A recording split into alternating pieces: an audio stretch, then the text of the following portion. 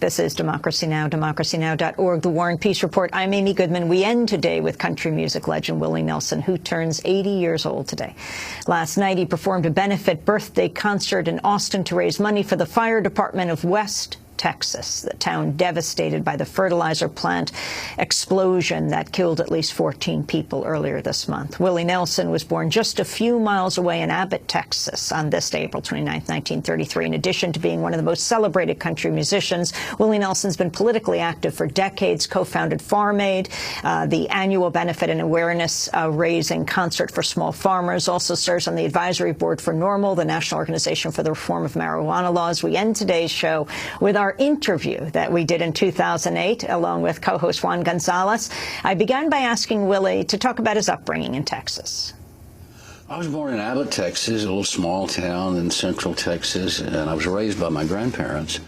And my parents divorced when I was 6 months old, and my grandparents raised me, and my granddad was a blacksmith, and so I spent a lot of time in the blacksmith shop growing up there. And both my grandmother and my granddad were music teachers and singers, and they sang the old-fashioned shape notes, you know, and we'd sing in church, do, re, mi, fa, sol, la, ti, do.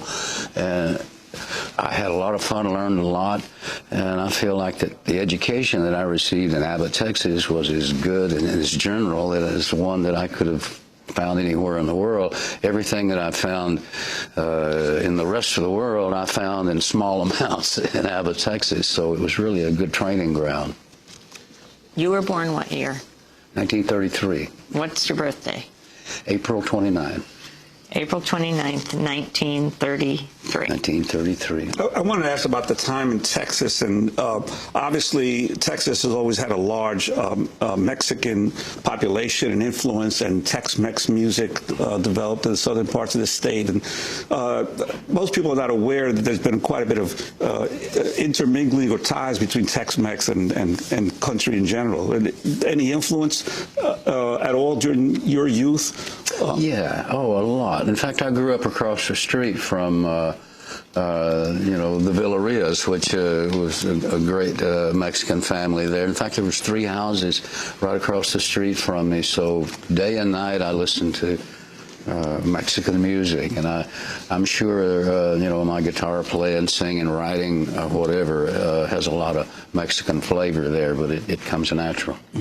Can you talk about the whole subgenre outlaw country? What does that mean? How'd you get into it?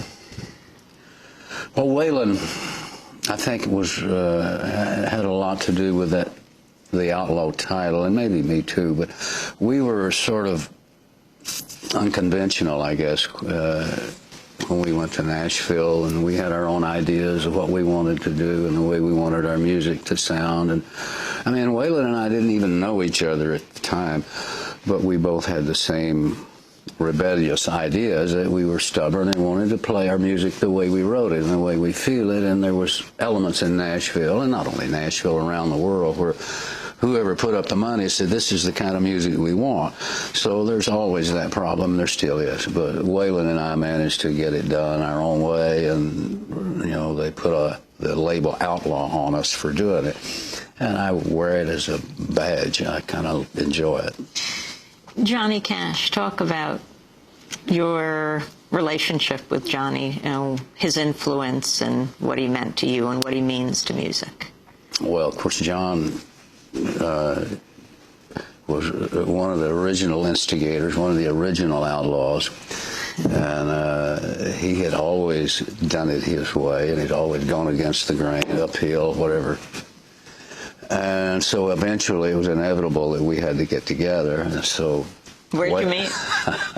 Well, I met him. Well, he and Waylon lived together in Nashville for a while, and Chris was in town, and I was there. So this is Waylon Jennings, Chris Christopherson, and Johnny Cash, and eventually we did the Highwayman recordings and tours, which was a traveling circus. There was 278 pieces of luggage because all our families and kids and everybody traveled with us around the world, and we did 2 world tours that way, and really had a lot of fun. Can you talk about the music industry and talk about the kind of music that, you know, corporate publishing allows, and how you have led your life? Well, there's always the music industry. There's always the business part of it. And I've always tried to dodge that part of it because I didn't really want to go along with all those things where it has to be done this way. A song has to be 2 minutes long, or has to have this and that in it. So the music industry, or the music business, and I never did really gel that well. So. You were with RCA Victor Records? I was with RCA. Before that, I was with Monument Records, and before that, I was with an independent label. And so through the years, I've been with a few labels. But yeah, I was with RCA when Chet Atkins was running RCA, the Nashville division. We often on the show try to deal with what's happening to the media companies around the world, especially in the United States. And we've done a lot of emphasis on a Clear Channel and the impact of Clear Channel on the ownership of radio stations, on the kind of music that they play. From your perspective as a musician, what's been the impact of all this consolidation of ownership of all these radio stations? Well, when I was a young guy growing up and playing around and playing Dallas, Fort Worth, Waco, whatever, and taking my band, one of the good things back in those days was that I could call a disc jockey there in Fort Worth and say, hey, I got a new record, I want to bring it over and play it for me because I'm playing Panther Hall this next week and I need the promotion. And you could do that. Or else I could write a song today and record it tonight, and within 2 weeks I could have it out on the market because it was set up that way. Now that's almost impossible. You write a song today, you record it next year, and then 2 years later it comes out. And we've lost really control over our music because of the fact that so much of it is done now. It's programmed in another state, somewhere else. And so when I was a disc jockey, I used to go in and grab a handful of records and go in there and sit down and play for 2 or 3 hours. Where were you disc jockey? I started out in Texas at KHBR in Hillsboro, and KOBPOP in Pleasanton, and KCNC in Fort Worth, and then I went around to Vancouver, Washington, KVAN up there. So all over the country I was a disc jockey, and it sort of fit in with what I was playing music in the clubs at night, so I could enhance my income a little bit by disc jockeying. Can you play a song from your Highwayman days with Chris and Waylon, Johnny Cash? Well, let's see what we can do. Well, we did Mama Don't Let You Babies Grow Up to Be Cowboys. We did that. I could do a verse of that for you. Mama, don't let your babies grow up to be cowboys. Don't let them pick guitars and drive them old trucks. Let them be doctors and lawyers and such. Mama, don't let your babies grow up to be cowboys. They'll never stay home and they're always alone, even with someone they love. Cowboys ain't easy to love and they're harder to hold. They'd rather give you a song than diamonds and gold.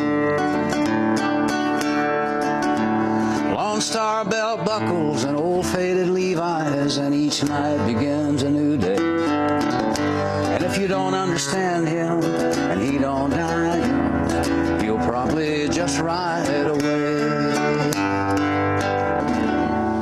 For the people you sing for, which is people in this country and all over the world, you're one of the most famous musicians in the world today. Your sense of their feeling about our country, about your country, about the United States of America? Well, I traveled around, and over the years, over the last several years, I've traveled around a lot and got a lot of different feedback from people around. And we're not as loved as we think we are around the world. That's for sure. I think most people realize that our problems are our government, not me and you individually, except that we can must have some sort of responsibility because they're in there and they were elected. So we have to defend ourselves on those lines. But a lot of people realize that, you know, now that they're in there, what are you going to do about it? So I say get them out. Your message, if you had to give to young people today from the experience that you've had as a musician and as a social activist in terms of what the potential that they have to do something about where our country is headed? Well, somebody one time said you can, you know, one person can't change the world, but one person carrying a message can change the world. And that's what I think is going on now. I think a lot of young people are realizing that their voice is ready to be heard. They are really important, and they feel that importance, and they know that they have to do something. You know, when you see something wrong, you sit around and you can say, well, I'm either going to do something or I'm going to do nothing. You have to make a decision. And a lot of the kids out there are saying, wait a minute, we can do something. Music legend Willie Nelson. Thanks so much for watching this report from Democracy Now!, your daily independent global news hour. We don't accept advertising or corporate funding, but rather rely on donations from viewers like you. Please make your contribution by visiting democracynow.org. We need your support today to keep bringing you this hard-hitting, in-depth reporting.